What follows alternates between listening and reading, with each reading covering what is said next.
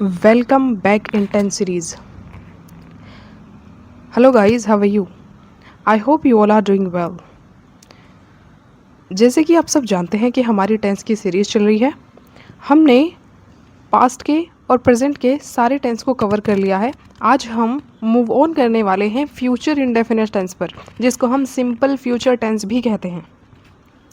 आज हम इस टेंस को समझेंगे, इसका यूज़ कब होता है, कहाँ होता है, कैसे होता है, इसके सारी हिंदी एक्सप्लेनेशन के साथ समझेंगे ताकि आपको इसका अच्छे से यूज़ करना आ जाए। चलिए शुरू करते हैं। सबसे पहले देखते हैं कि इसका यूज़ कहाँ होता है, कब होता है। इसका प्रयोग उन कामों के लिए होता है जो भविष्य में होंगे। अगर आप कोई काम भविष्य में करने वाले हैं तो इसका यूज़ आप वहाँ करेंगे। यहाँ पर आप देख सकते हैं कि हमारी यहाँ पे जो मेन हेल्पिंग वर्ब है वो विल शैल होती है। लेकिन यहाँ पर अगर हम बात करें स्पोकन इंग्लिश की, जो मॉडर्न इंग्लिश है उसमें ज़्यादातर विल का ही यूज़ होता है, शैल का यूज़ हम नहीं करते। तो आप बेफिक्र होकर हर सब्जेक्ट के साथ विल का यूज़ कर सकते हैं, कोई प्रॉब्लम नहीं है उसमें। अफर्मेटिव सेंटेंसेस, सकारात्मक वाक्य। सकारात्मक पॉजिटिव सेंटेंस जिनमें हम नोट का प्रयोग नहीं करते। आइए समझते हैं कि हम इसका स्ट्रक्चर क्या होगा, किस तरह हम इसके सेंटेंसेस बनाएंगे। सबसे पहले हम सब्जेक्ट को रखेंगे, उसके बाद हम विल शैल का यूज़ करेंगे, उसके बाद विल या शैल। जैसे कि यहाँ पर मैंने लिखा हुआ है, ग्रामेटिकल में तो ये आता है, लेकिन हम स्पोकन के पॉइंट ऑफ व्यू से देख रहे हैं तो आप सबके साथ विल का यूज़ कर सकते हैं। तो यहाँ पर हम कोई पर्टिकुलर नहीं कह रहे हैं कि आप इसके साथ, इस सब्जेक्ट के साथ शैल का यूज़ करें, आप सभी सब्जेक्ट के साथ विल का यूज़ कर सकते हैं। उसके बाद हम वर्ब की फर्स्ट फॉर्म का यूज़ करेंगे प्लस ऑब्जेक्ट का यूज़ करेंगे। चलिए समझते हैं कैसे।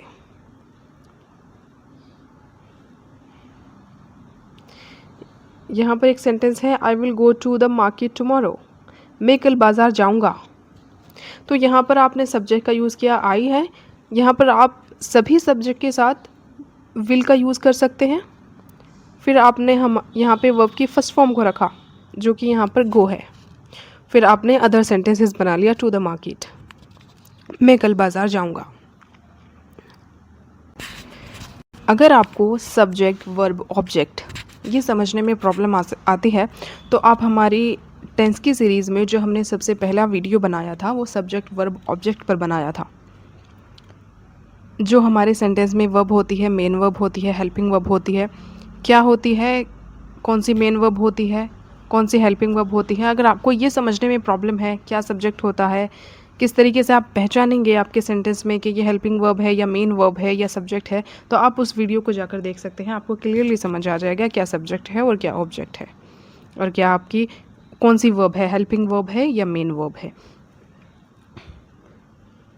बाकी ये बहुत ही सिंपल टेंस होते हैं, इनमें कोई ज़्यादा प्रॉब्लम नहीं होती। आप एक बार समझ लेंगे, प्रैक्टिस कर लेंगे, देन आप इसमें परफेक्ट हो जाएंगे। आप बहुत अच्छे से इसका अपनी डेली लाइफ कॉन्वर्जेशन में यूज़ कर सकते हैं। आपको ये रिटन ग्रामर में भी काफ़ी ज़्यादा हेल्प करते हैं।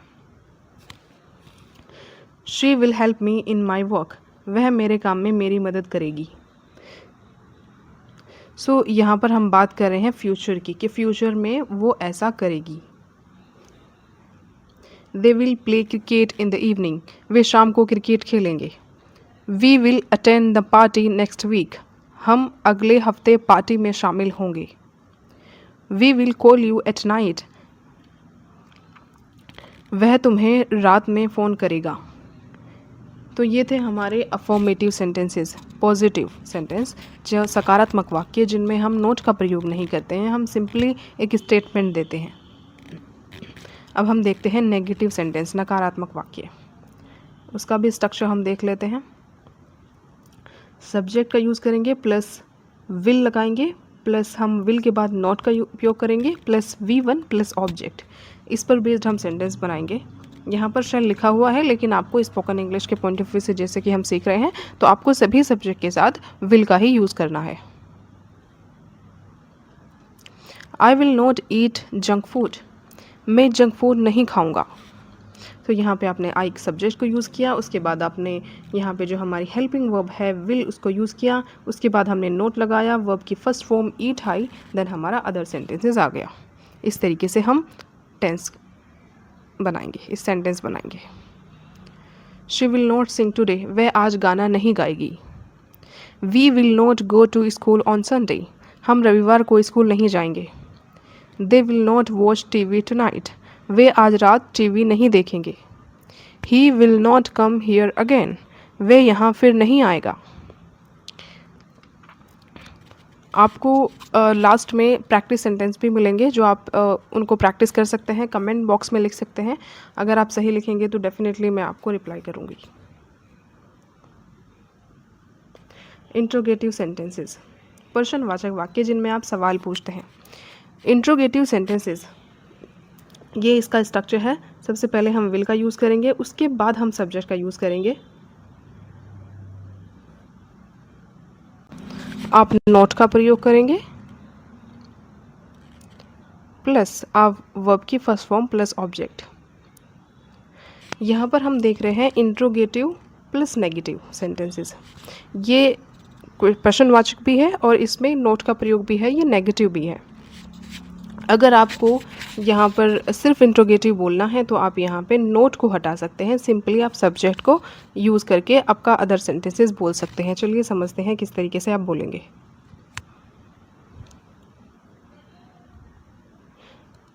जो सेंटेंसेस हेल्पिंग वर्ब से शुरू होते हैं उनका जवाब आप यस या नो में दे सकते हैं। Will you not come with me, क्या तुम मेरे साथ नहीं आओगे।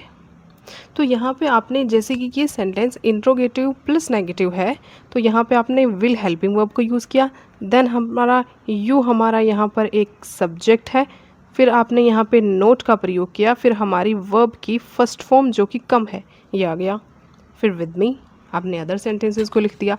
अगर आप इसको सिर्फ इंट्रोगेटिव रखना चाहते हैं तो आप कह सकते हैं will you come with me. आप यहाँ पे नोट को हटा सकते हैं, will you come with me, क्या तुम मेरे साथ आओगे। इस तरीके से आप इंट्रोगेटिव बोल सकते हैं। और अगर इंट्रोगेटिव प्लस नेगेटिव बोलना चाहते हैं तो आप यहाँ पे यू के बाद नोट लगा सकते हैं, दैट मीन्स सब्जेक्ट के बाद नोट का प्रयोग कर सकते हैं। Will she not meet you tomorrow, क्या वह तुमसे कल नहीं मिलेगी। Will they not play football today, क्या वे आज फुटबॉल नहीं खेलेंगे।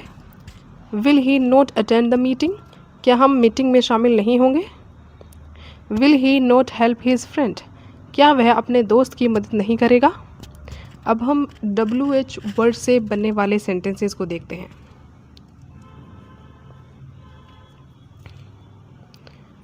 WH word what, where, when, who इस तरीके के होते हैं। सबसे पहले हम इनको सब्जेक्ट में सेंटेंस की शुरुआत में रखते हैं। यहाँ सबसे पहले हम WH वर्ड प्लस हम यहाँ पे विल का यूज़ करेंगे, उसके बाद हम सब्जेक्ट का यूज़ करेंगे, प्लस हम V1 यूज़ करेंगे, प्लस ऑब्जेक्ट आ जाएगा। हमें कुछ नहीं करना है, बस जो हमने ऊपर स्ट्रक्चर देखा है उसमें हमें WH वर्ड को जोड़ना है। ये आपके WH वर्ड वाले क्वेश्चन सेंटेंसेस बन जाएंगे। इनका जवाब आप येस या नो में नहीं दे सकते। अगर आपसे कोई इनका यूज़ करके सवाल पूछता है तो डेफिनेटली आपको बताना ही पड़ता है, आप येस और या नो नहीं कह सकते। चलिए समझते हैं कैसे। What will you do tomorrow, तुम कल क्या करोगे। तो यहाँ पर आप येस या नो नहीं कह सकते, आपको सिंपली बताना पड़ेगा कि आप क्या करोगे। तो सबसे पहले हमने WH वर्ड को रखा, फिर हमने विल का यूज़ किया, उसके बाद हमने सब्जेक्ट का यूज़ किया, फिर हमारी जो वर्ब की फर्स्ट फॉर्म है वो आ गई, देन हमारा अदर वर्ड आ गया। तुम कल क्या करोगे, What will you do tomorrow। When will they arrive here, वे यहाँ कब पहुँचेंगे। Where will she go next week, वह अगले हफ्ते कहाँ जाएगी। Who will help you in this work, इस काम में तुम्हारी मदद कौन करेगा। Why will he not attend the class, वह क्लास में शामिल क्यों नहीं होगी। ये थे हमारे कुछ फ्यूचर सिंपल टेंस पर बेस्ड सेंटेंसेस। जिसको हम फ्यूचर इंडेफिनिट टेंस भी कह रहे हैं। हमने इनको समझा है, इस टेंस को समझा है कि इसका यूज़ कहाँ करेंगे। हमने इसके affirmative, negative, interrogative plus negative plus WH word से बनने वाले सेंटेंसेस को भी समझा है। आई होप कि आपको ये जो टेंस है ये पूरा समझ आ गया होगा। अगर आप और किसी टेंस में कन्फ्यूजन है उसको जानना चाहते हैं तो हमारे चैनल पर टेंस की प्लेलिस्ट बनी हुई है, आप जाकर देख सकते हैं। And if you are liking this video and it is helpful for you, so please subscribe this channel. यहाँ पर कुछ प्रैक्टिस सेंटेंसेस दिए गए हैं हिंदी में, जिनको आपने इंग्लिश में बदलना है। आप इनको कमेंट बॉक्स में लिख सकते हैं। सभी सेंटेंसेस को आप देख सकते हैं। यहाँ सभी सेंटेंसेस को आप कमेंट बॉक्स में लिखिए, मैं चेक करूँगी आपने कितना समझा है, आप कितना समझ रहे हैं टेंस को। आगे हमारी प्रैक्टिस क्लास भी आएंगी। आगे हमारी स्पोकन इंग्लिश को पॉइंट ऑफ व्यू से और भी स्ट्रक्चर पर हम वीडियो बनाते रहते हैं, जैसे वन वर्ब डिफरेंट मीनिंग। ये वाली सीरीज़ भी टेंस की ख़त्म होने के बाद हम जल्द ही स्टार्ट करेंगे। डेफिनेटली बहुत ज़्यादा हेल्पफुल होती है स्पोकन इंग्लिश के लिए। आपको पता होना चाहिए कि एक वर्ब के कितने मीनिंग होते हैं, तभी तो आप उसको स्पोकन इंग्लिश में यूज़ कर पाएंगे। हमारा टेलीग्राम चैनल भी है इंग्लिश विद आश्मीन के नाम से, आप वहाँ पर भी जाइए, वहाँ पर आपको नोटिफिकेशन मिलता रहेगा वीडियोज़ का।